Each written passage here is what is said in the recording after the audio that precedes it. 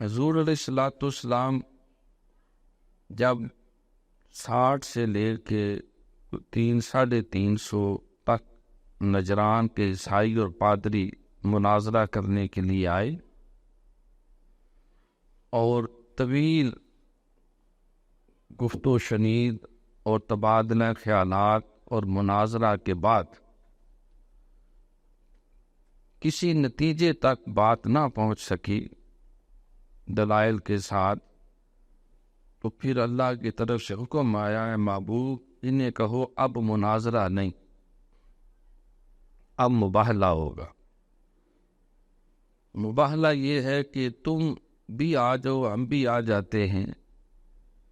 قرآن پاک میں آیت ہے قُلْ تَعَالَوْا نَدْعُ أَبْنَاءَنَا وَأَبْنَاءَكُمْ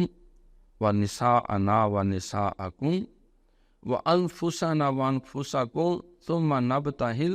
وَنَجْعَلْ لَعْنَةَ اللَّهِ عَلَى الْكَاذِبِينَ۔ انہیں کہو آؤ تم اپنے بیٹوں کو لے آؤ، میں اپنے بیٹوں کو لے آتا ہوں، تم اپنی خواتین کو لے آؤ، میں اپنی خواتین کو لے آتا ہوں، تم اپنے مردوں کو لے آؤ، میں اپنے مردوں کو لے آتا ہوں، تم بھی آ جاؤ، میں بھی آ جاتا ہوں۔ ثم نبتہل، پھر ہم بد دعا کرتے ہیں، فلعنۃ اللہ علی الکاذبین، پھر اللہ تعالیٰ جھوٹوں پہ اپنی لعنت نازل کرے، انہیں ہلاک کرے۔ تو یہ آیت مباہلہ جو ہے جب اتری تو حضور علیہ الصلوۃ والسلام نے اللہ سے دعا کی، ایک چادر میں حسنین کریمین کو سیدہ خاتون جنت اور حسنین کریمین کے لفظ یہ میرے اپناء ہیں، یہ بیٹوں کے قائم مقام ہے، تو انہیں قبول فرما۔ تو اللہ تعالیٰ نے بھی یہی فرمایا کہ انہیں کہو اپنے بیٹوں کو لے آؤ۔ سب سے پہلے ابناء کا ذکر ہوا، تو حضور علیہ الصلوۃ والسلام کے 3 صاحبزادے با اختلاف روایات،